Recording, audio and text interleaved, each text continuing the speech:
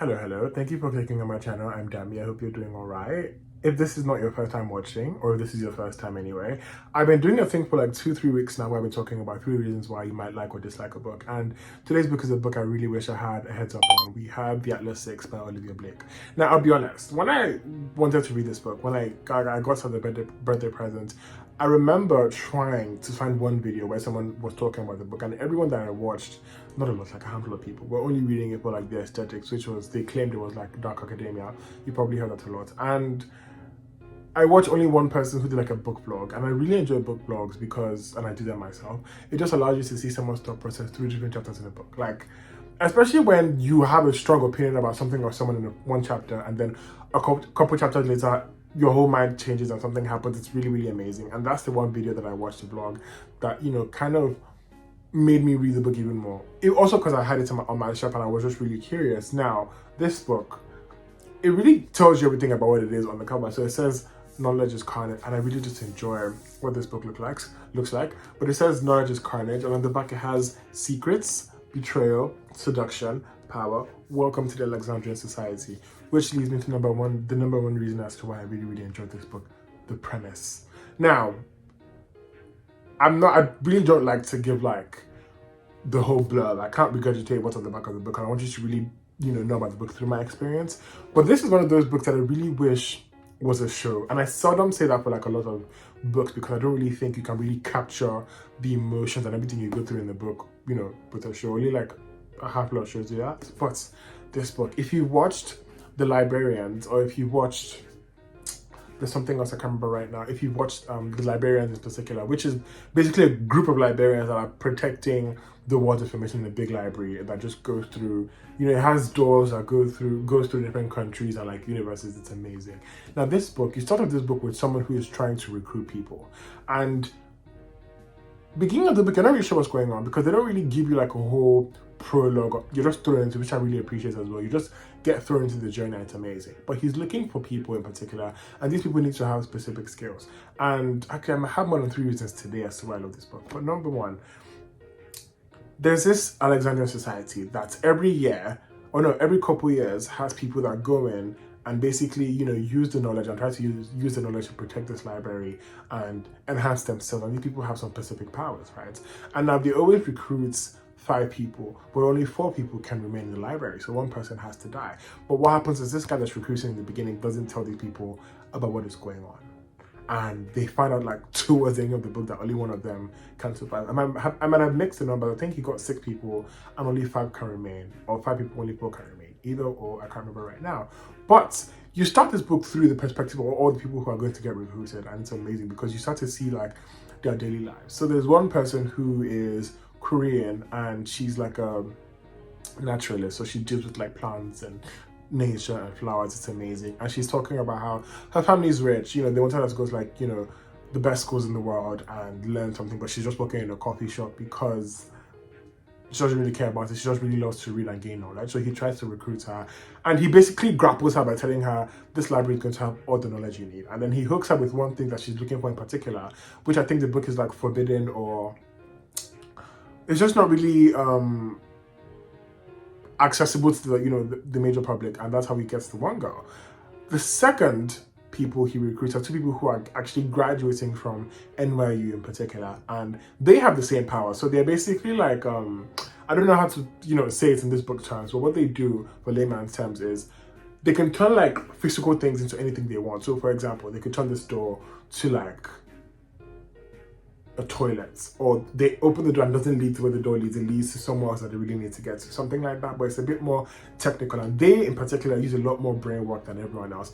He tries to get them by he was trying to get only one person, and when you started the book, he said they are both very competitive and they are always at their necks from school, and they're just happy to get out of school and be done with each other's lives. But then they really have amazing offers from like other places and universities and colleges to teach, do whatever, learn and everything. But when he comes to them, they really get hooked on the fact that like it's very secretive, it's a challenge, and they just both want to outdo each other. So that's how they both get into society. So now that's 3 people. And the thing is, I should say as well, is that like it's not like these people that have powers is like a secret thing. So a lot of people function in the world that have these powers, but they're just hidden in societies because there's always like secret societies and everything, basically. So those are the three people. There's also one person as well who's in London who is actually about to get married. He's about to go on like an engagement trip with his wife's family, who is rich, and he works at his fiance's, dad's company, and he gets recruited by just his ego. This man's telling him, "Do you really want to work under your?" He's like, "Do you really want to work under your fiance's dad and not really have your own thing to talk about and like work for?" And he's like, in the beginning, he's like, "I really don't care what you have to say. I have somewhere to be." And he hooks him with like a certain phrase that I can't remember right now, but it really challenged his ego and his pride, and he ropes him in. And then there's also, so what's his power? His power is, I can't remember. You're just going to have to experience that. But then there's someone else as well who's an empath, and there's also one more lady as well who's what do you call it? The opposite of an empath? I don't remember right now. It escapes my mind. I forget. But there's always an empath, and then so there's someone who can read your feelings, and there's someone who can like maneuver and persuade you through your feelings. So the empath is this one guy who's like rich. He's like a social media guy. He just really gets everything he wants because he knows how to persuade people with how they're feeling, and he can tell people how they feel, which helps in his marketing as well. And the other lady who's amazing, when they said seduction, she's who they're talking about. She can really turn your feelings against you, which is very, very dangerous. Now, they all get recruited into this, this library, and they're just thrown to the dogs, and they're not told, again, like I said, to the ending, that someone's going to have to die. Or not even die, just like disappear, but they are all just learning and up at each other's necks and trying to see who's useful and who's not. And it really gets sticky when, after they realize that someone has to really, they're trying to see, okay, whose power do we not need? Who is not needed? And then it gets down to the empath and the other person, the lady, and then they have this really sick battle, which takes place in their mind. It's amazing. It's delicious. They just have this really interesting intellectual boxing match that just kind of proves their power and the length of their powers. And I then realize like they're both really needed, but they are stronger together, but they hate each other so much. It's amazing. Now, that's number one, the premise. I will say at this junction that this book is not for everyone. Because a lot of videos that I have seen, people are saying, "Oh my god, the author's like trying to use physics to talk about magic," which she does, which I really appreciate. It's fucking brilliant. And they're like, "Oh, she's making me feel dumb." And if it's not for you, it's not for you. Not everyone's, that's just really the fact. And I will say, when I read this book, I don't run through books as quickly. I always take my time with books because I just have a lot more shit going on. But I remember because I wasn't like in a hurry to finish this book, I would like read a chapter or two chapters in a day, come back, and then fresher man, I'm like, okay, this is what happened last time, this is what we had, and it just made me enjoy the book even more. And it was sick. So this book is not going to be for everyone.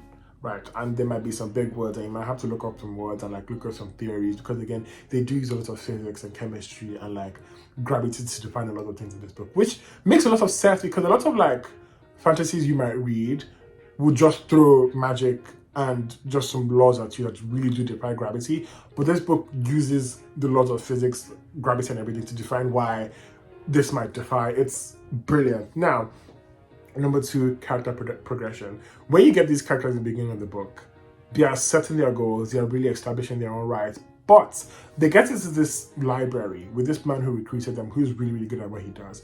And they get broken down by ego, by might, by strength, by brilliance, by daily walks of life. They're like, it's a thing of like, oh wow, everything I thought was XYZ really isn't that. And I just think it's very amazing to see, because I mean, it happens all the time where you think you're like the best at what you do, and then you remove yourself from a certain situation and go into somewhere that you're not really familiar with, and you just are dumbed down, and you really have to learn, and it's very humbling. And all these people, they get humbled, and all these characters progress, and all the people who you think are like pussies or aren't really good enough or aren't like the most important character, just cut it. Don't start this book and think I have them figured out, because you will not. They just progress and grow in the most beautiful way that I appreciated. Number three, the plot twist. That's all I have to say. There's a plot twist, and it's just it's salacious. Because this book already starts off scandalous. Like there's a lot of scandals going on, and then the plot twist just becomes a lot more salacious. And then characters who you think aren't, which I enjoy when an author or a creator does that. People who you think aren't really important, they circle back, they come around the block, and you're like, wait, and they're going back to see words they said and see how that might reference something. It's amazing.